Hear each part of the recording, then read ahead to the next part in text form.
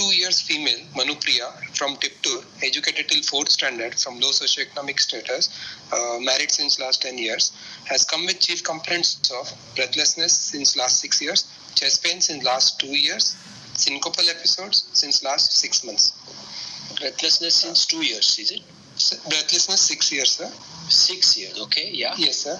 Chest pain since 2 years. Okay, 2 years and syncopal episodes since last 6 months. Okay, fine. Yeah. Patient was apparently asymptomatic 6 years ago when she noticed breathlessness, which was first thing, Amit, yes, very good. Yes, sir. This is how you must present that what are the chief complaints first, okay? Yes. At the present moment, and then you elaborate on them. All right? Sure. Okay. Sure, sir. Okay, very good.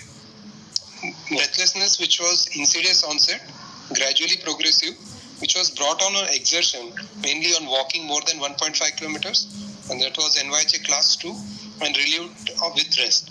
And it has increased since last 1 year, and now it is even present on routine household activities, but not at rest. So now it is in NYHA class 3.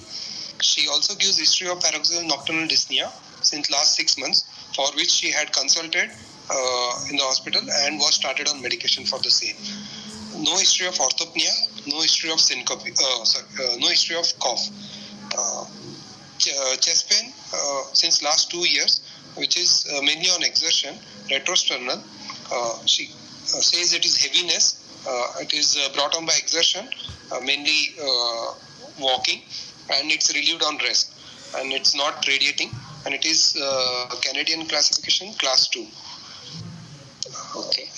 She also gives history of syncope, 3 to 4 episodes, she said, in the past 6 months, which was again on exertion, and it is recovered within 1 to 2 minutes, not associated with aura, not associated with tonic-clonic movements, not associated with palpitations and postictal confusion.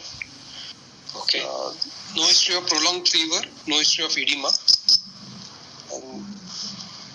Past history. Prolonged fever? Yes. No history of prolonged fever? No history of edema, sir. No history of edema, no history of limb weakness, sir. Edema means where? Edema where are you? Lower limb swelling, sir. Lower limb swelling. So edema feet you say, no? Edema feet, yes, sir. Yeah, okay. Sir. That's all? That's all as far as the present history is concerned, okay? Yes, sir. Yes. Now, couple of things. One is, when you talk about history of PND, first thing, as far as the NYHA classification and the PND history is concerned, okay? Yes, sir. First thing is, you have to say that a patient of PND is never going to be treated at home. Yes, sir. Okay? So the hospitalization history has to be mentioned. Yes, sir. Okay? And some medication, usually they are given injectable this thing, and was treated appropriately. Okay, so the history of hospitalization has to be given. How many times in 6 months was she hospitalized? That is also important. Yes, sir. Actually, she had first 2-3 episodes, then later she had gone to the hospital, sir. And then later she was evaluated. Yes. Yeah. So you mentioned that she was hospitalized at that particular patient and had one hospitalization or 2 hospitalizations, because it tells you about the gravity of the symptom, correct? Yes. Okay. Yes, sir. Okay. Now, yes, she was once about a patient, female, who's 32 years old, yes, who's only 4th standard, correct? Yes, sir. Educated till 4th standard. Yeah, only as the standard. And she's from the rural area. Okay. Yes, sir. Rural area. Now, how good is your history of NYHA classification? Sir, actually, NYHA has limitation because it is subjective, sir. It is absolutely a subjective symptom. Yes, sir. So, as far as the second question is come, we do rely on the symptomatology as far as NYHA classification is concerned or not. So, this question is definitely going to be asked. So, what is the other classification which is more rational? Specific activity scale, sir, Goldman's. Yes, the Goldman's one. So this is just to keep in mind that this question is likely to come. And yes, just sir. To recapitulate, what are the grades for Goldman? Sir, 4 grades, and it depends on the meds, sir. Yes, metabolic yes, equivalent. Yes. So class 1 is they are able to do more than equal to 7 mats. Yeah, 7. 7. Class 2 is 5 to 7. You just tell the figures, no? 7, 5. 5 to 7 and 2 to 5 and less than 2. Correct. So this is the equivalent, and it is a more specific scale for identifying the dyspnea on exertion. Correct? Yes, sir. Yes. Okay. The other thing is, as far as this is history is concerned, now when you talk about no history of orthopnea, at that place you are talking about orthopnea. I am not interested in cough or anything. I know that the patient is going to have cough at the time when the patient first initially presents with PND. Okay? Yes, sir. Yes. Right? In that situation, PND. So I am not interested. With the history of pure orthopnea, I would also like to know whether the patient in that category whether the patient has got signs and symptoms of congestive heart failure. So edema of feet with that is going to be an important relevant thing which you have to add there. You spoke about edema of feet later on. Yes, sir. No, Later on. it has to come first with the history of PND. You understand? Because the importance of that is going to remain with this particular symptom. Sure. Okay? Okay, sir. The third thing is your history of chest pain.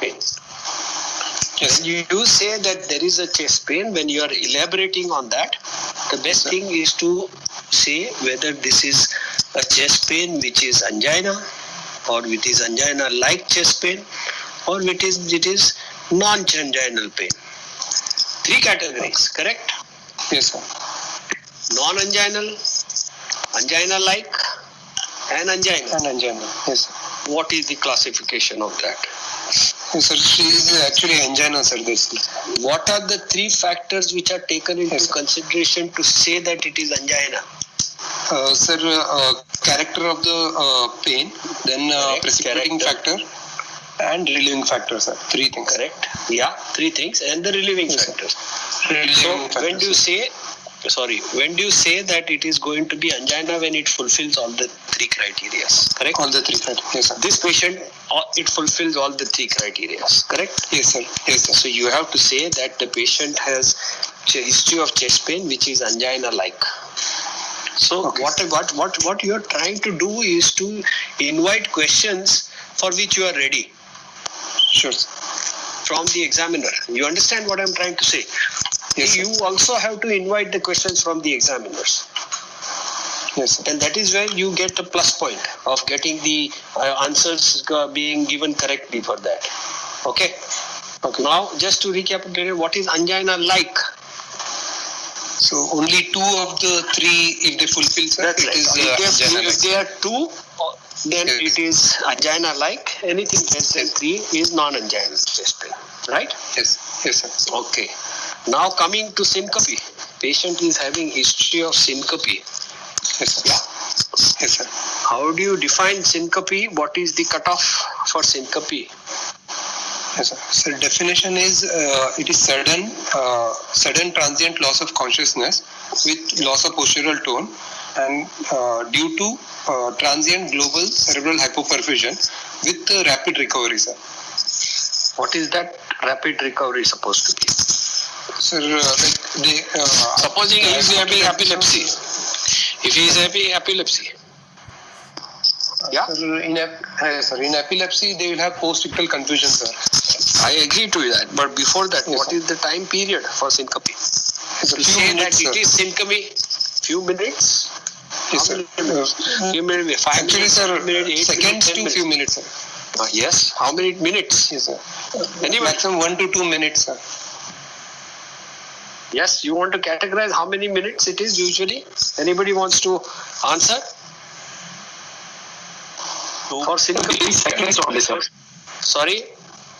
It is few seconds. Within seconds only, rapid recovery. Within seconds, not in minutes. I agree, it is a few seconds. So supposing the patient has got a complete heart block and he has a history of syncope, up to what level of timing will you say that it is syncope only and nothing more than that?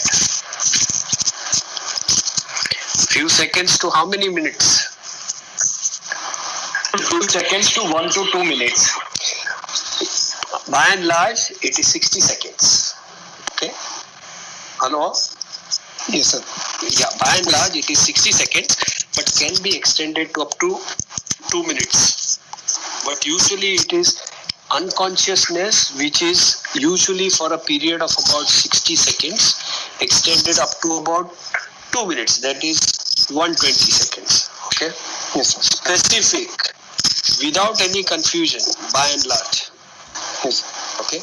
Now, if you have a patient who has got history of, say, maybe complete heart block or a heart block, okay, sometimes they tend to have some post syncopial confusion also. Okay, but by and large, it should not be associated any confusion post this particular episode. Yeah. Yes, sir. Yes, sir. Okay. Now, Yes. when you talk about the syncope, you have to mention whether the syncope is non-exertional or exertional. Sir, Okay. I mentioned, sir, it was brought Yeah. on exertion, sir. Okay, sir. Okay, it is. This is one factor. The second thing is whether it is associated with palpitation or not. Hello. Yes, sir. We associated with sir, no palpitations palpitations, sir. or not. Yeah. So you have to specify No, this sir. thing, No syncope, which palpitation. was precipitated Yes. by exertion and not associated with any palpitations. Okay. Okay. And recovery was fast, and there was no episode of any head injury or any other injury to her during that. Yeah. Okay. Okay. Okay. Fine. And then you said that there is no history of prolonged fever Yes, in sir. this patient. Yeah. Okay. Yes, sir. Yes, sir. And no history suggestive, which you said here, that no history of edema feet. So you can again emphasize that there is no history of any congestive heart failure in this patient. Correct? Correct. Right heart failure. Yes, sir. Yeah, right heart failure. So as far as the history is concerned, we have a 32-year-old lady who has got progressive dyspnea. She's got history of chest pain and she's got history of syncope. Correct? Yes, sir. Okay. So what are the possibilities which will come to your mind? First thing. Sir, See, I am looking at for possibilities from my side. yes. Yeah, very good. First is LVOT. LVOT obstruction, sir. Correct? Yes, sir. Okay, very good. Okay.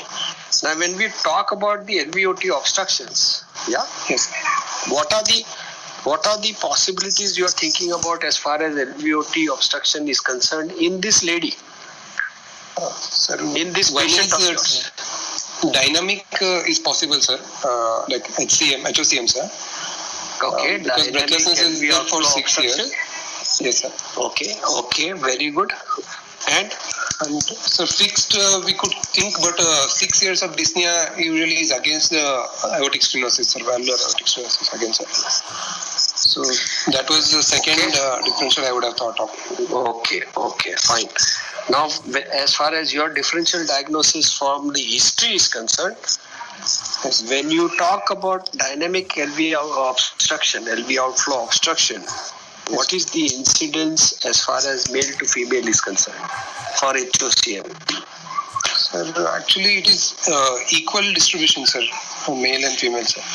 How much is the equal distribution? It is slightly more predominant in males. Slightly predominant in males, sir. Yeah, it is 3:2 for males. Okay, sir. Yeah. First thing. Okay. The second thing is, as far as dyspnea on exertion is concerned, in LV outflow obstruction, because which is dynamic, okay, Yes, sir. what is the cause of the dyspnea on exertion in these patients? Sir, it will be the raised LVDP, which will lead to increase pulmonary capillary wedge pressure and pulmonary venous hypertension. That leads to dyspnea, sir. Yeah, very good. So it is usually the LV end diastolic pressure which tends to remain high, and that is why when I was emphasizing, when you otherwise also talk for this history of syncope, your history of NYHA classification also, I am coming back to your history point, what you have to speak about is the history of any arrhythmia occurring there. You understand? Yes, sir. Because if the LV outflow obstruction situations, one condition which will suddenly aggravate the situation is atrial fibrillation. Atrial fibrillation. Yes, sir. Okay. So when you talk about this particular, when you have thought about your differential diagnosis, you come back and then ask whether the patient had any episode when she had this history of PND, whether it was precipitated by any arrhythmia or not. Okay. Which is very, very important as far as the history is concerned. Correct? Yes, sir. Now, these histories of LV outflow obstruction can be precipitated by two arrhythmias. One is the atrial arrhythmia, the second is the ventricular arrhythmia. Ventricular tachyarrhythmia. Yes, sir. Yeah, tachyarrhythmia. Yes, sir. Okay. So, more important is atrial arrhythmias. If the atrial arrhythmias is lost in either of the two, dynamic as well as fixed, there is sudden aggravation of the symptomatology. Yes. Okay.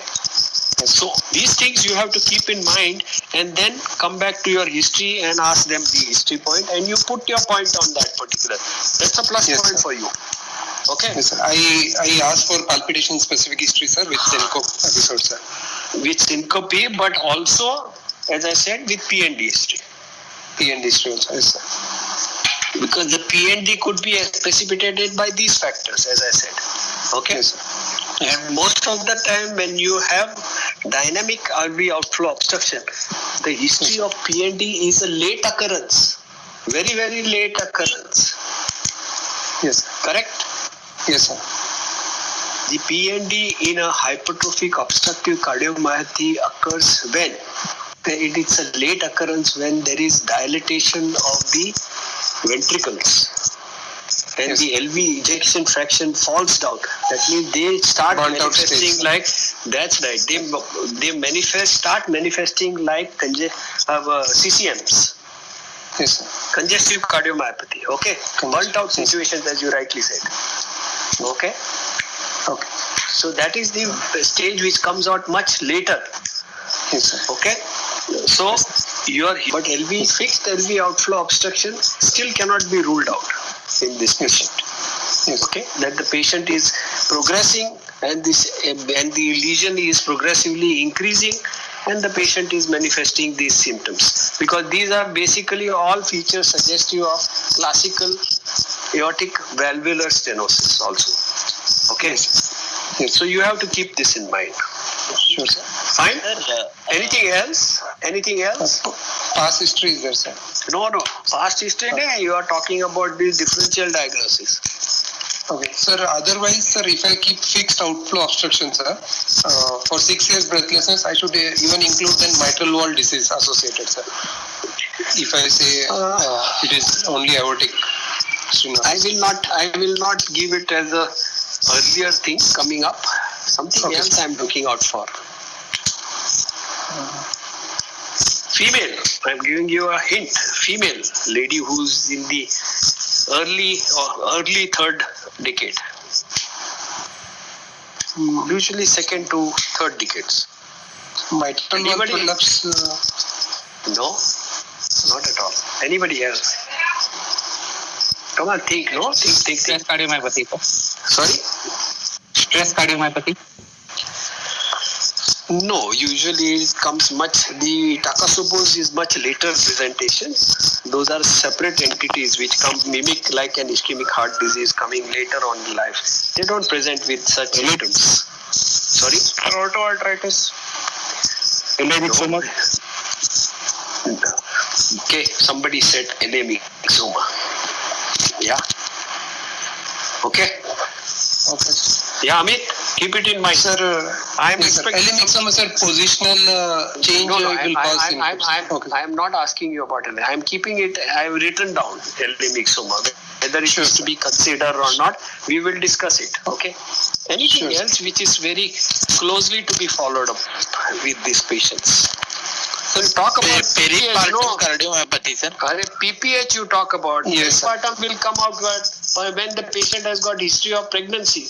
Where is the patient's history of pregnancy here? Sir, I will mention, sir. Yes, sir. No, but if it was there, you had to mention it in the history. Yes, sir. Because it is before the relevant symptom to also. this thing. Yeah, it is. You have to mention that. Okay, sir.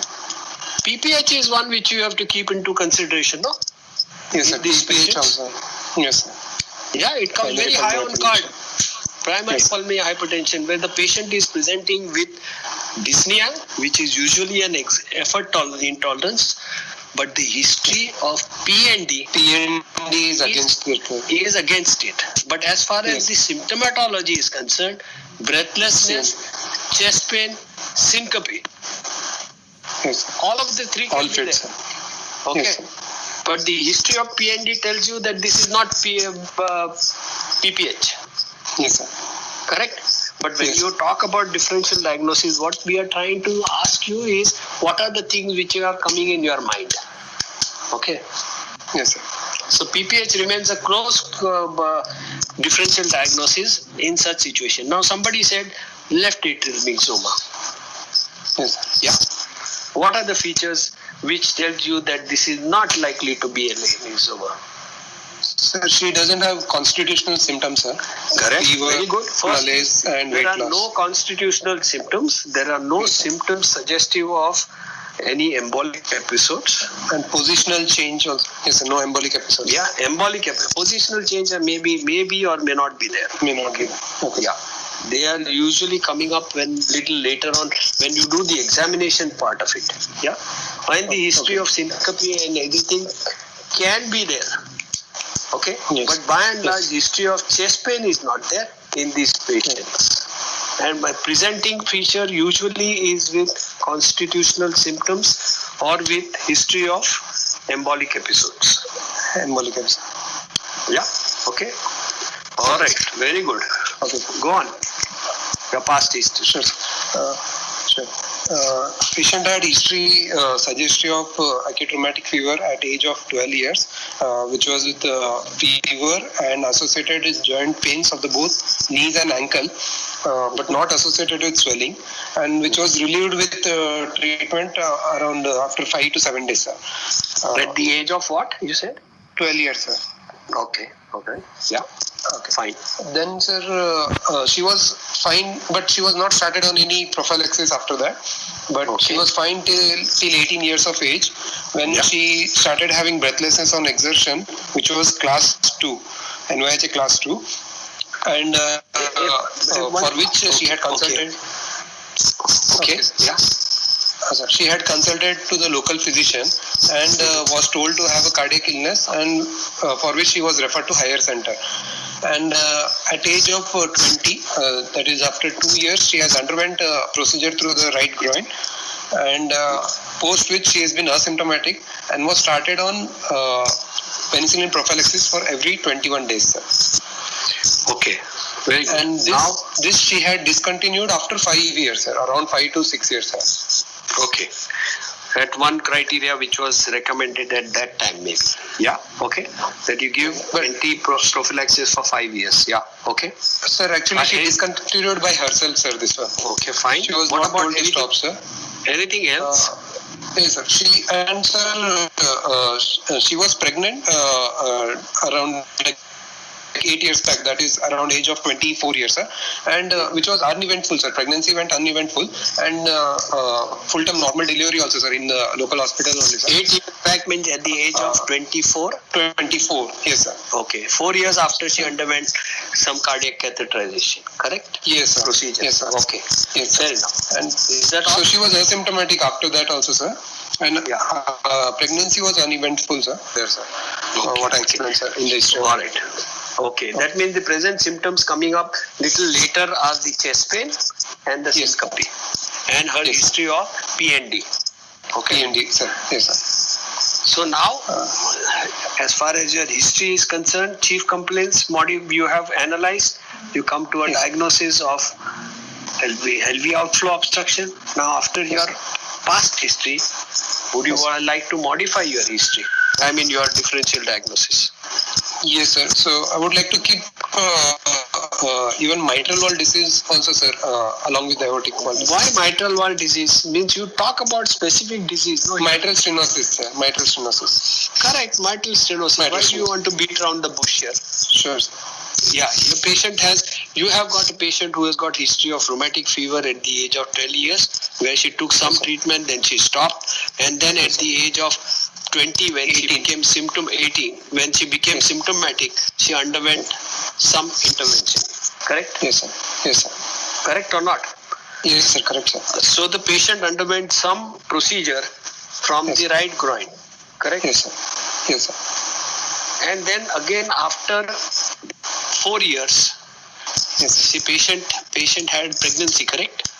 yes, sir. 4 years later, she had the pregnancy, sir. Yeah, and she underwent without any problems. Without Till any problems. about 6 months back, she started having aggravation of the symptoms. Correct? Yes, yes, sir. So you know what is the procedure which has been done for her. Yes, sir. Yes, sir. Sir, balloon mitral valvuloplasty, sir. So you say no that Yes, sir. that the patient has probably undergone some right groin procedure and has undergone possibly a balloon mitral valvuloplasty. Valvuloplasty, sir. Correct? Because Yes. it concurs with your history, no? Yes, sir. Correct or not? It Yes, sir. concurs with your history that the patient had severe mitral stenosis. She had symptoms which were basically related to pulmonary venous congestion at that time. Correct? Yes, sir. Yes, sir. Okay. Yes, sir. And then now he is presenting with has been taken care of, and the patient underwent an unprecedented or unwarranted any problems as far as the history is concerned from the age of 24 till about the age of 30. Correct? 30. Approximately. Yes, sir. Yes, sir. Okay. Yes, She underwent pregnancy also. she underwent pregnancy also. Correct. That means pregnancy means she had almost practically asymptomatic. Yes, sir. Correct or not? So now Yes, sir, as far correct. as history is concerned, you tell me patient has undergone mitral valvotomy, Yes, sir. balloon mitral valvotomy, and has come with history of these things of chest pain, PND, and history of syncope. Sir, What has happened to her? sir, now We are it not is, examined her. We are just coming Yes, sir. to so now it is the aortic stenosis has developed, and also mitral restenosis also probably has occurred, sir. Very It is good. different. Yes. See, very good. That first thing which you mention here is that probably the patient has got double valve problem. Double valve Correct? problems. Yes, sir. Double valve problem, Yes. which is, according to me, is a aortic lesion, okay, aortic stenosis, and the Yes. patient previously had mitral stenosis which was being treated. Okay, Yes, sir. correct or not? Yes, sir. Correct, sir. And the mitral stenosis looks to be fairly well controlled till about, when did she undergo this thing? 24, 24. age of 24. And she 8 remained years, till 8 years asymptomatic, ago. almost asymptomatic. That means the mitral balloon valvotomy has given her a good result, and now it is a progression of the other lesion which is giving her symptoms. That is Yes. the aortic lesion. Correct? Aortic lesion. Yes, sir. Okay. Yes, sir. Second is, it may be that there is a progression of both the lesions. Yes, sir. Because in aortic stenosis per se, without any arrhythmias, to go into left ventricular failure, PND, is not a presenting symptom. Not presenting. Yes, sir. Okay. Yes. So I am concluding that both the lesions have progressed in her. Yes. Mitral stenosis and aortic stenosis. So now, as far as my history is concerned, patient is a post-BMV mitral restenosis, and the patient has got lesion which is significant as far as the aortic valve is concerned. Sure. Yes, sir. Correct? Yes, sir. Correct. Now, as far as my history of fixed dynamic is out, Yes, sir. Fixed dynamic is out, sir. HOCM my is history of PPH in the beginning, which I thought, is also out. Is out. out, sir. Yes, sir. Uneventful pregnancy she has underwent. Yes, sir. Totally out. So now I Yes, am sir. convinced that the patient has got a double valve lesion here. Yes, sir. Either the mitral aortic valve is very severe now, and the mitral valve is also significantly giving rise. to symptomatology. Okay. Yes, sir. Now the other thing is, in a patient who has got a mitral restenosis, okay, which has been a double valve problem, most of the time the presentation is likely to be with what? Atrial fibrillation, sir. Correct, arrhythmias, atrial arrhythmias. Arrhythmias. Yes. So if you have two lesions and this having a recurrence, then the Yes. chances of LA dilatation and arrhythmias are high on card. Higher. Which is not, Yes, which you have never emphasized here. Okay. Yes, sir. Okay. Yes, sir. Correct. Sir, in medication history, sir, Yeah. since past 6 months only, sir, since the episode of the admission, Yeah. it was then when she was started on diuretic and also a blood thinner, probably a warfarin, sir. Yeah. You can say that patient yes, has sir. been on a blood thinner. Blood thinner, sir. Okay. Since last 6 months, sir. And For last- again, the prophylaxis has been started, sir. Restarted the penicillin prophylaxis. Okay. That is since last 6 months only, sir. Correct. Yes, So sir. now we have one diagnosis as a double valve problem Yes, sir. of aortic stenosis and a mitral stenosis. Any other postulation you have in mind? So the other thing which I was thinking, if not aortic stenosis, it would have been just mitral restenosis with severe PH, sir. Yeah. Usually Sir, with severe only thing PND, is- the history of PND is not the presenting one. Not the presenting, yes, sir. And right Okay. heart failure also should have been there, sir, which is not there, sir. Which is also not there. Okay. Not there, sir. Yes, sir. Okay. Then the other possibility is that this patient, I'm just postulating for you, Yes, this patient has got mitral restenosis, yes, sir. okay, to moderately severe degree and has some problem with that. I am not taking into consideration aortic stenosis at all. Okay. Come on, somebody has to come out with diagnosis that I'm in differential. Sir, then, sir, syncope cannot be explained, sir. But I'm chest telling pain, you, I will explain to you. okay. Sir, with ball wall thrombus, it can happen, sir. Syncope Correct. in So SS. you talk about a patient who has got mitral restenosis, who is now on atrial fibrillation, has a big clot or a thrombus in the LA. Yes, sir. Yes, sir. Okay, wherein these symptoms of a severity, exaggerated severity of mitral stenosis, they can come with all the histories of PND as well as as well as chest pain, as well as syncope can be presenting there. Okay, Yes, sir. Possible, sir.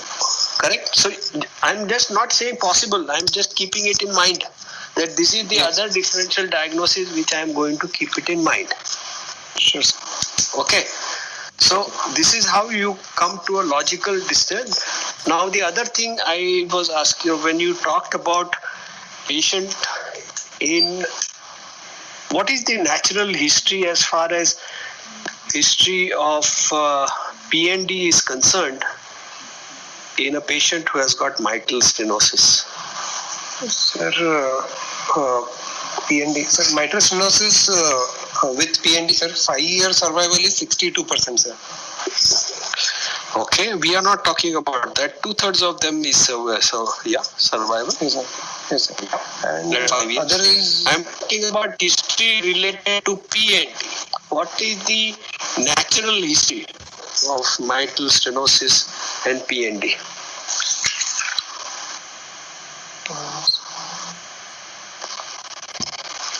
This is one question will be always asked. Initially, it will be episodic during the episodes of atrial fibrillation. Later on, it It all depends on the severity or progression of the disease of mitral stenosis. Yeah? Okay. If the severity of mitral stenosis is rapid without giving time for the LA to dilate, okay, that means the LA compliance is still not very good, okay, then the LA remains the normal size. The severity of mitral stenosis comes in and the patient starts getting symptoms of PND, correct? PND.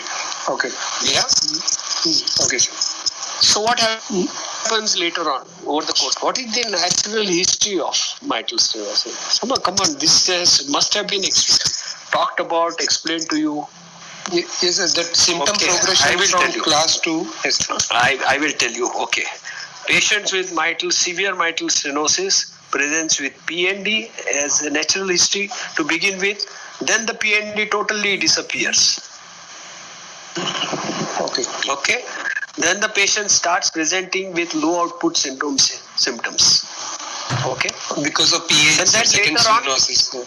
Yes. And then later on, the patient again presents with PND. This is the natural history of a severe mitral stenosis who has continued to live for a longer period of time without having other issues. Okay. So one of the history is that the patient presents with PND. The PND then disappears to reappear again. Okay. Why does that happen? Sir, the reappearance is because of the atrial arrhythmia, sir, again. No. Because of the disappearance is in the chronicity, usually because of the Disappearance. sir. The disappearance is mainly because of two factors. One is the establishment of pulmonary arterial hypertension. Okay, because of the chronic blood back pressure, pulmonary venous back pressure, there is pulmonary arterial hypertension, and maybe having organic changes in the pulmonary vasculature which limits the blood coming to the pulmonary venous system. Okay, or the LA, correct? Okay, that is one reason. The second thing is because of chronic interstitial edema in these patients, the lymphatics gets very well developed. Yes, sir, well developed. Okay, very well developed. So over the course of time, these things gets absorbed by the lymphatics. All right. Yes, sir. But as the pulmonary vascular resistance goes on increasing, the blood flow goes on decreasing further and further, the interstitial edema also starts disappearing. Yes. Okay. Now this is, as I said, is because of the pulmonary arterial hypertension and the well-developed lymphatic systems. Okay. Yes, sir. So the moment the patient starts having signs of right-sided failure because of the pulmonary hypertension, the lymphatic system gets hampered. Where ultimately the lymphatics comes into the venous system, correct? Yes, sir, venous system. Yeah, they come into the venous system.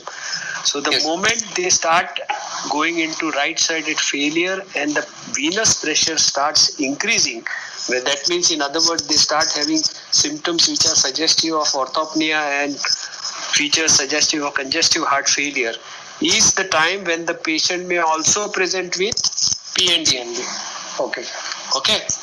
Okay. So the natural history of mitral stenosis severity is PND, disappearance, again to occur later in life. Okay. Okay. Hand in hand with the progression of the pulmonary, with the progression of the stenotic lesion. Okay. Okay, sir. All right. So we have two diagnoses in mind. One is what? Your double wall? Double wall or mitral stenosis with LA thrombus, sir. Correct. Okay. Or a ball valve thrombus, basically. Ball valve thrombus. Okay. Yes, sir. Go. General examination. Positive findings only. Positive Sure, sir. findings. Positive. Quickly, because I have to go in another 15 minutes. Sure, sir. Pulse rate 92 beats per minute. 92, sir. Yeah. Okay. Irregular, sir. Low volume. Yeah. Apex pulse deficit is 12 beats per minute, and there is bilateral carotid thrill, sir. But what about the blood pressure?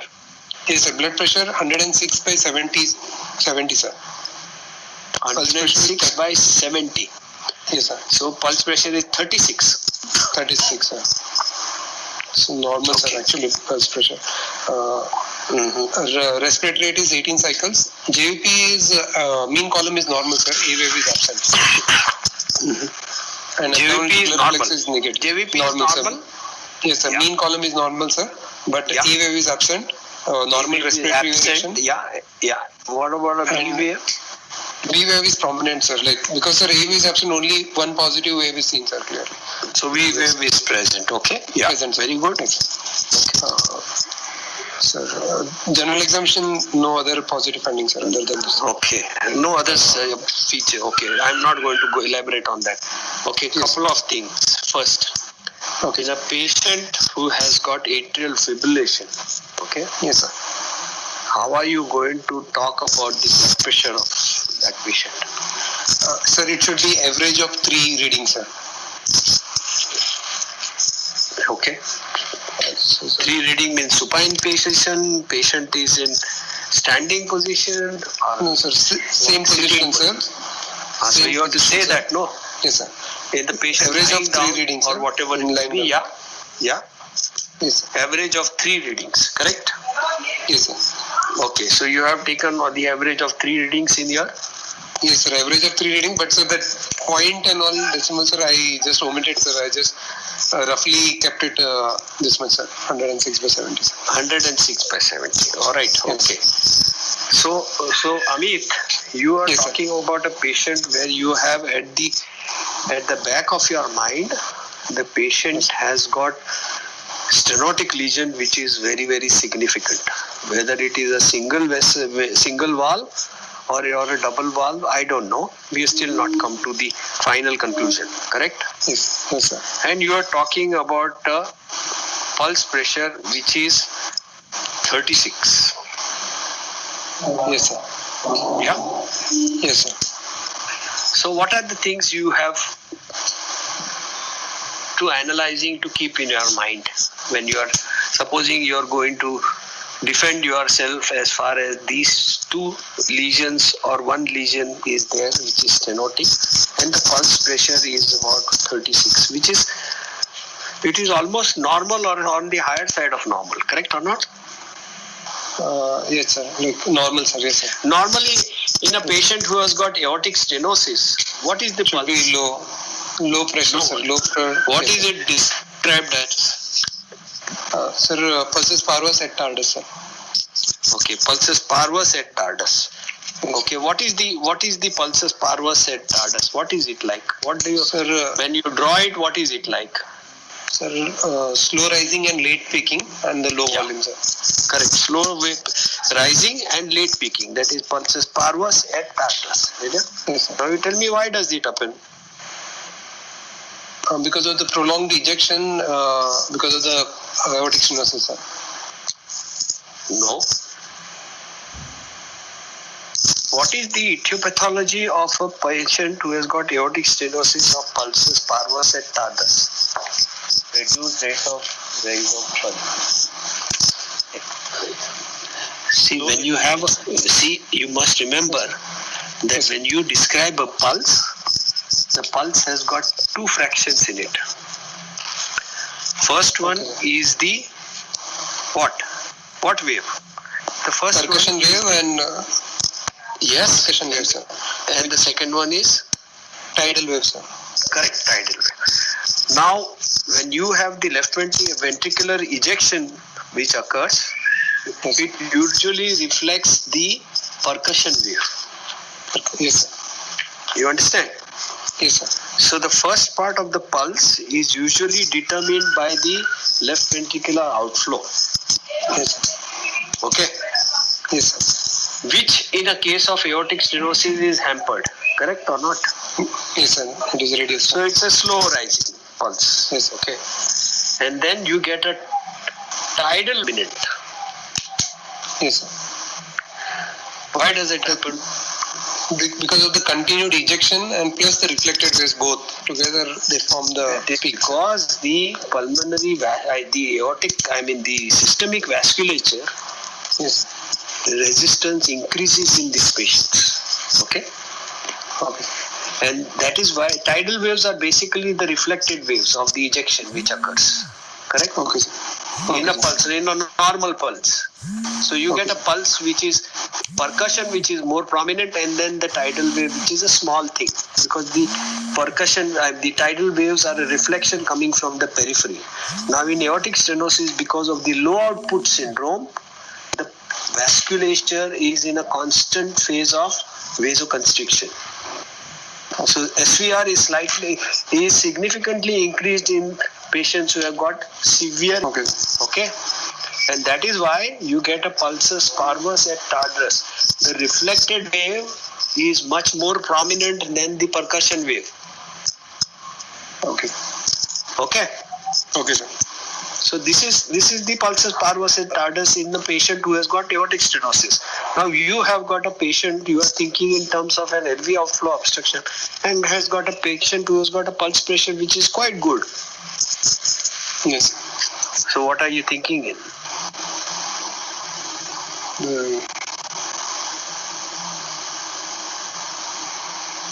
Maybe associated regurgitation also, but not significant again. Oh yes, you are talking about the dominant lesion here is the stenotic Stenotic, lesion, but patient yes, may be having an associated regurgitation, aortic regurgitation. Yes. Yes, sir. Okay. Yes, sir. Possible. Okay. Are you going to reconsider the patient who has got hypertrophic cardiomyopathy here because the pulse pressure is still good? No, we are not going to consider here because of the history.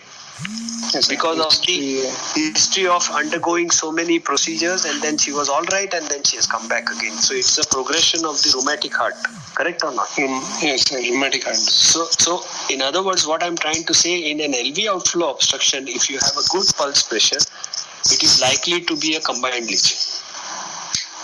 Yes, sir. All right? Yes, sir. Or LV outflow obstruction because of dynamic obstructions, where the pulse pressure tends to remain good. Yes. Okay, Yes, sir. go ahead. CVS examination, sir. Positive findings, sir. Sure. Apex is in fifth intercostal space in mid-clavicular line, and it is heaving in character. It's LV type. Apex bit fifth. Okay. Fifth heaving type and LV. Yeah. Sir. Grade 2/3 parasternal lift and palpable S2. Bilateral carotid still present. No apicocarotid delay, sir. Percussion. Sorry. S2 palpable. Yeah. Then S2 palpable, bilateral carotid trill, and no apicocarotid delay, sir. And in percussion, sir, left second space is resonant, sir. Second intercostal space, left side, sir, resonant, sir. Okay. Yeah. Auscultation, sir. S1 is variable and loud. Okay. Yeah. S2 is narrow split. Before that. Okay. Here in this situation, you, as far as the percussion is concerned, you have to make a mention of what is the right side. Sir, right border is retrosternal, sir. There is no dullness. Why did I ask you that? Sir, because we are thinking of AR, if you are thinking, sir, dilatation No, of... forget about PSAR. I am talking about something else. You are talking about a palpable second heart sound. Okay, sir. Dilated RA, sir. No. Because you are talking about a palpable second heart sound, you are giving an impression to me that this is a diastolic shock, correct?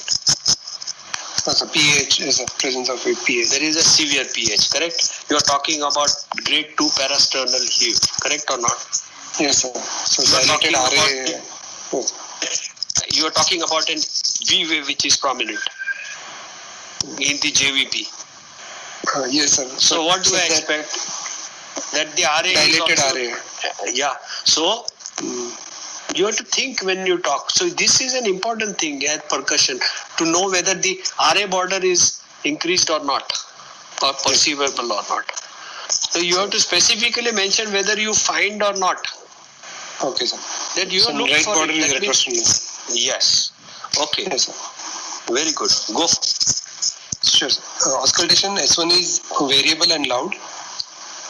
S2 is narrow split with loud P2, sir. It is. Yeah. S1 is variable and loud. Yeah. S2 is. S2 narrow split, sir, with loud P2, sir. Okay. Opening snap is there, sir, present at the apex. But, sir, A to OS interval is wide. Okay. Sir, no S3, no S4. There is a MDM at apex, which is grade 3, low pitch rough rumbling. It is best heard in the left lateral position with the bell of stethoscope, and it is better heard in the long RR cycle length, sir. Okay. No pre-systolic accentuation, sir. Okay. There is a ejection systolic murmur of grade 3/6 at right second intercostal space, mixed frequency. It's a harsh crescendo decrescendo murmur, sir, with late peaking, conducted to both the carotids. Again, it is longer in the long RR cycle, sir, length, sir. And yes, sir. What about phase of respiration? Sir, at the end expirations are better heard, sir. Both of them. Yes, sir. Even MDM and ejection, sir, systolic murmur, sir. Yeah. Anything else? Sir, at apex, there was just paranasystolic murmur of grade 2/6, sir, high pitched blowing, sir, which was best heard in the left lateral position, radiating to axilla, sir, at end expiration, sir, again. Okay. No variation with cycle length, sir.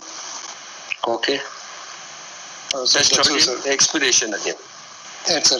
End expiration best heard, and in left lateral position, and it's just 2/6, sir. So not much, sir. Okay. Anything else? No, sir. No other. I looked for even pansystolic murmur at lower sternal border. It was. I'm not interested in systolic murmur. When you talk about an ESM, what is the other thing you would like to look for? EDM, sir. Yeah, EDM. One is EDM. Yes, sir. Yes, sir. Because as we discussed, the pulse pressure is quite good. Yeah. Yes, sir. So, are you emphasizing that you heard Sir, the patient in the herbs area Sitting and leaning position. Yeah, sir. leaning Yes, sir. I forward looked for it. the end expiration, still you are not able to hear it. Important No, sir, I negative didn't hear, sir. finding.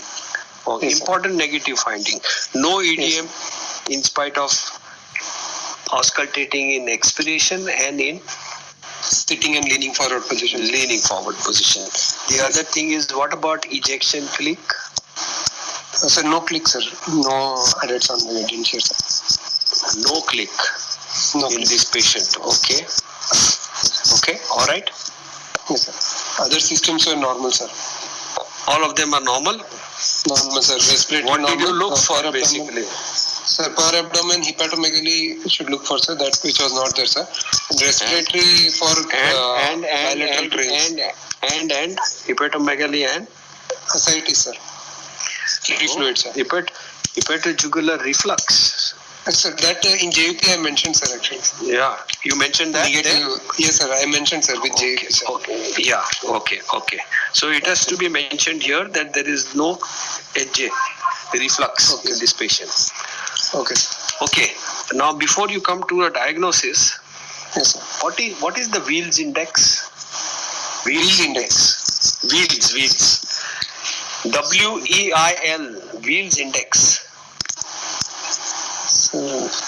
Not heard, sir. Sorry.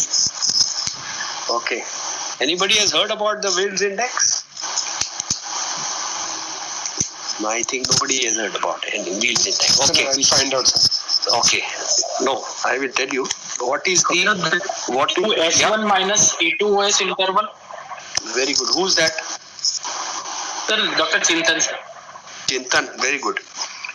Now, there are two factors as far as phonocardiography is concerned which determine the severity of mitral stenosis on the basis of the opening snap.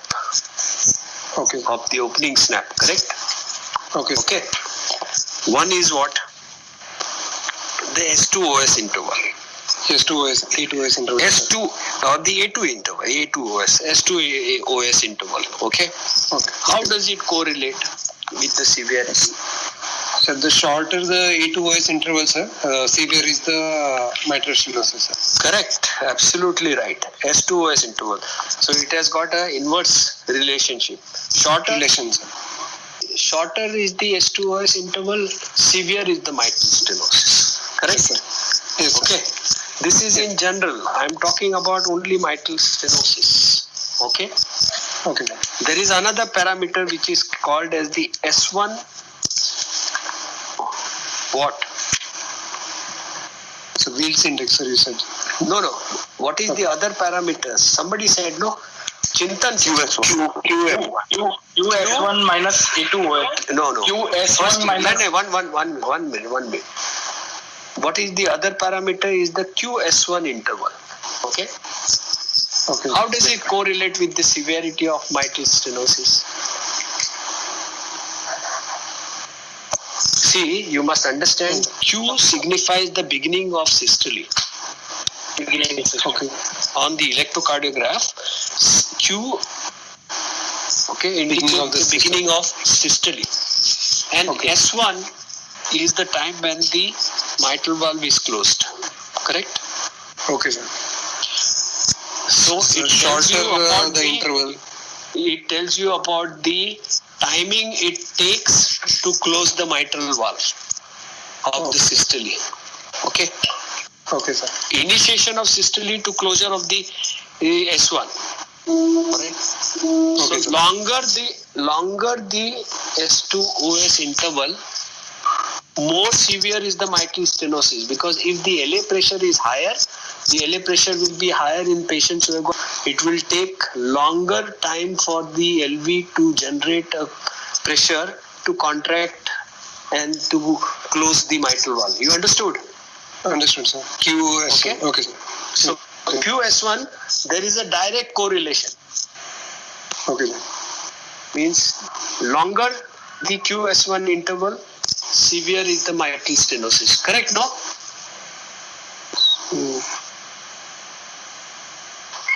Yes, sir. You understood, no? From the beginning, initiation of the systole, what happens Okay. with the initiation of the systole? It starts generating pressure in the left ventricle. Okay? Once the pressure in Isovolemic the left contraction. ventricle, isovolemic, when it goes beyond the level of the LA pressure, then the mitral valve will close. Isn't it? Yes, sir. In a situation where the LA pressure is very high because of the severity of the mitral stenosis, it will take a longer time for the mitral valve to close. Yes, sir. Correct? Severe MS. Yes, sir. Yes. So severity of mitral stenosis as far as QS1 interval is concerned, there is a direct correlation between this particular thing. Okay? Longer the QS1. Yes, sir. All right? Yes, sir. Now we'll come to your usual thing which you talk about, the S2OS interval. Yes, Okay? yes, sir. Now S2OS interval has got a inverse relation to the severity of mitral stenosis. Yes, sir. Correct? Now, what are the fallacies in that? Sir, it will be affected by It will be affected by anything which will increase which will raise the end diastolic pressure. and diastolic pressure. Yes, sir. Correct? So Yes, in sir. which situation? So, sir, aortic stenosis, systemic hypertension, Aortic valve disease aortic valve disease, sir. or systemic hypertension or Yes. LV dysfunction or LV dysfunction. Sir, old age and bradycardia. No. Okay. Aortic valve disease, systemic hypertension, LV dysfunction, left bundle branch block. LV. Okay, sir. All these things come together. So Okay. the correlation of S2S1 interval will be fallacious in the presence of these three or four entities. Yes, sir. Okay. Vis-a-vis, when you take into consideration the QS1 interval, okay, Okay, sir. again it will be fallacious as far as these factors are concerned.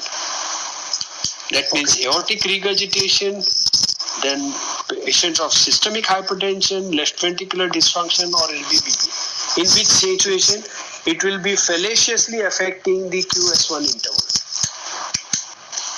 Okay? Okay. That means Okay. in QS1 interval, the direct correlation will be fallaciously lesser in these presence. So that is why they came out with the Wheel's index, which was by Wheel, wherein it is a subsection of the what? S1 minus A2OS interval. I'm not sure. QS1 minus S2OS interval. Why did they do that? So these factors are negated completely Okay, sir. of the LV end diastolic pressure rising. And that is the Wheel's index, which is Now nobody talks about this because these were fluorocardiac. But somebody who might ask you, so you must little know about these things. Okay, Sure. that is Sure. the Wheels index. The You QS can find out. QS1 interval minus the S2OS interval. Okay. Okay, sir. So the absolute values you may know or you may not know. So now we come to, you said there is no PSM in this patient. In a patient who has got, as per your thing, has got significant mitral restenosis, correct? Yes, sir. Significant mitral restenosis, Because the patient has got PH and MDM, PH MDM. and an MDM, PND. correct or not? And you Yes. said that the patient does not have presystolic accentuation. Does not have. Yes, sir. What is the generation of presystolic accentuation? Sir, it's because of the late diastolic increase in pressure, sir. Persisting pressure, high LA pressures in the late diastolic, sir. Correct. One time they were accepting that the atrial contraction is a factor which is responsible for the PSM. Yes, but it's Okay, not. but it is not accepted now. Yes, sir. Okay, Because in AF echocardiography- also we can get, sir. Yes, in echocardiographically it is not accepted now. That Yes. the PSM is entirely because of the continuous pressure gradient from the LA to the LV in the face of a closing mitral valve. Yes, sir. You understood? Yes, sir. Yes, sir. So it has got nothing with the atrial fibrillation. So PSM is also seen in patients who have got atrial fibrillation, mitral stenosis. All right. Yes, sir. So by and large, if you have a severe mitral stenosis, okay, Yes. don't make Yes. that comment that I don't find the PSM. Yes, sir. Okay, sir. Okay. Okay, sir. Now, if you want to be certain as far as the PSM is concerned, what would you do?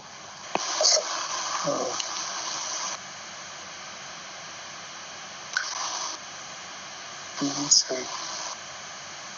If you want to bring out the left-sided murmur, Sir, isotonic exercise usually. sorry, somebody said isotonic. Sir, isotonic exercise if you do, sir, that will increase the heart rate. But sir, already patient has 92 heart rate, sir, here. What With will atrial you fibrillation. increase? If you see Yes, the murmur of mitral stenosis is going to be best heard when the heart rate is slower, no? Slower, yes, sir. In Correct or atrial not? fibrillation. Yeah, yes, sir. Yeah. So what are the things in coming to, if you give any intervention, I mean maneuver, you know? Sir, amyl nitrate and Correct. Amal nitrate is the one wherein the basically it increases the pulmonary blood flow, and that is the when, but nobody gives that. Okay. yes, sir, nobody. Another thing is Valsalva maneuver. Sir, okay, sir. But sir, in Valsalva, usually, sir, MS will decrease, no, sir, in strain phase, the murmur. Because venous return is less. Stent phase. I am not talking Okay. about stent phase. Okay, That's why release I'm phase, telling yes, you, sir. it is usually okay. How many stages of Valsalva are there? Sir, 4 stages, sir. Initiation of strain, continuation of I think strain. we'll discuss this Valsalva sometime. Sure, sir. Very important. Very Yes. important. Remind me of Valsalva. Sure. Okay. Okay, sir. It is in the third stage of Valsalva you will get an accentuation of the murmur. Anyway, okay. So you have come to a diagnosis where there is S1 which is loud, variable, Yes. patient is in atrial fibrillation, has got a P2 which is diastolic shock, has got an ejection systolic murmur, and Okay, sir.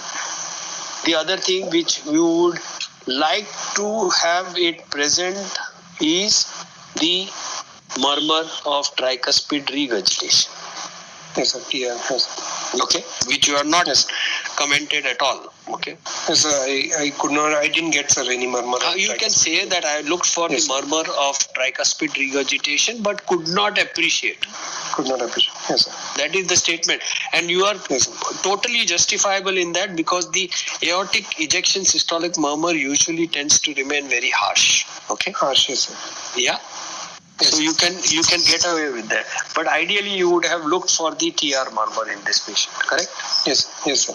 Okay. So now give your diagnosis. Sir, rheumatic heart disease with Yes. severe mitral restenosis, status post PTMC, Yeah. severe aortic stenosis Mhm. with mild MR, moderate pulmonary venous hypertension, moderate PAH, What you say?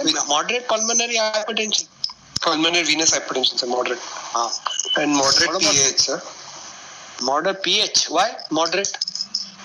Sir, When you are hearing feeling a diastolic shock in a patient who has already got signs of tricuspid regurgitation with external heave, bound to be having a severe pulmonary hypertension. but sir, JP was not raised and no right heart failure signs also were there. But patient has got significant TR. So venous column also was not, and the V wave was not very prominent, sir, actually. And see, basically it is only on not on the findings only, but your history also has to be taken into consideration for this patient. Patient has presented with PND, no? Yes, a PND. Yeah, PND, significant PND, and the patient has got syncope also. So the Yes. patient is going to be having significant pulmonary hypertension. Okay, you don't categorize the patient's pulmonary hypertension. If they ask you, you may say that the patient has got grade 2 parasternal heave, correct or not? Yes, sir. As per you. Yes, sir. So parasternal heave, it is this thing, that means the patient has got at least moderately severe pulmonary hypertension. Yes, sir. Moderately severe, yes, sir. Yeah, pulmonary hypertension. So you have a patient who has got severe mitral stenosis, the patient is in atrial fibrillation, patient has got moderately severe PAH. pulmonary hypertension, okay, Yes, sir. and patient has got severe features of severe aortic stenosis, correct? Aortic stenosis. Yes, sir. Now, would you like to categorize what is the severity of the lesion of either of them? Which is more dominant lesion? Sir, aortic stenosis I felt, sir, more dominant. Why do you say that? Because the symptoms and the signs were also, sir, for aortic stenosis, sir. Because, sir, MS is predominant, sir. It will usually have MS predominant symptoms, and the signs of aortic stenosis will be less because of the low output, sir. This is the point which you have to state first. Yes, sir. That in a patient who has got two stenotic lesions, okay, Yes, sir. the proximal stenotic lesions always underplay Dominate. the distal stenotic lesion. Okay.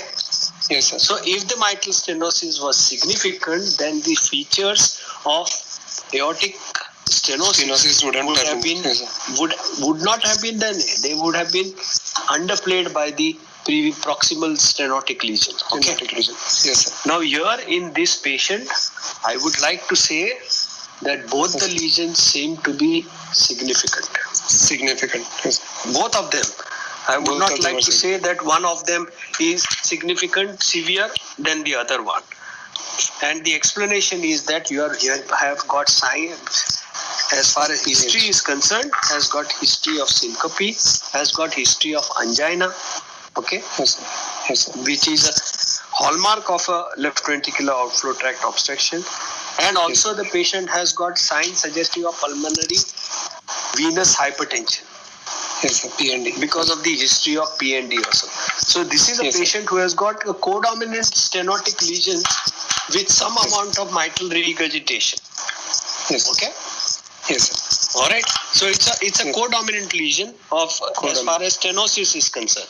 But the patient Yes. also has got mitral stenosis with mitral regurgitation, and the patient has got some degree of tricuspid regurgitation in the presence of moderately severe pulmonary hypertension and in atrial fibrillation. No overt signs of congestive cardiac failure, and the patient No does not activity have of infective endocarditis. infected or embolic phenomenon. Yes. Yes. Okay.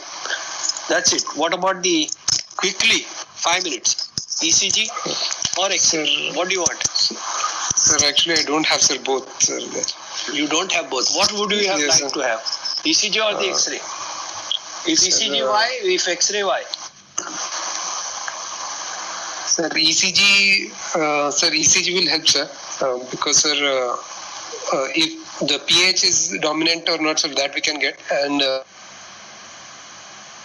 dominant, LVH will be there, sir, in this patient, sir. So you would definitely like to have a ECG, is it? Yes, sir. Because what are you expecting in the ECG? I know what is I am going to expect on the ECG. Yes, sir. I'm going to LVH have and biventricular hypertrophy with a right side biventricular. deviation with patient in atrial fibrillation. Correct? yes, sir. Yes, sir. So if I find something against it, then I am a little worried. Yes. What about X-ray chest? X-ray chest, left atrial enlargement, and apex will be, sir, LV. Sir, actually, apex can be indeterminate, sir, because RV and LV both are dominant, sir. So my answer would be that when I am going to ask for whether I would like to have X-ray or ECG, I would like to have the ECG first. Yes, sir, ECG. You know why? Yes, sir. Because on the X-ray, besides the left atrial enlargement, I am not going to have any other pointers to the left-sided events. Yes, sir. Okay? You Yes. understand, no? That I am not going Yes, to sir. have any derivative of the left-sided lesion from the X-ray. But from the ECG, I will get. Yes, sir.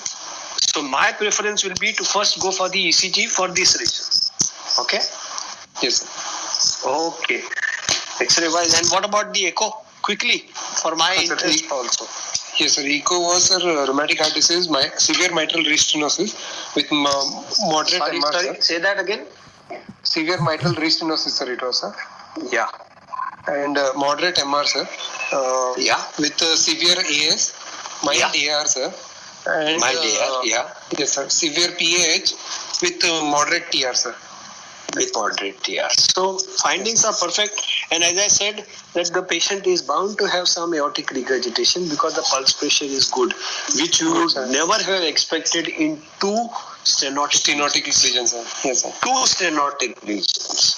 Yes, Okay. sir. Two stenotic. So, Yes, sir. so good, very well presented. Very well. Good. Thank you. Excellent. Thank you, sir. Okay. Bye. Thank you, sir.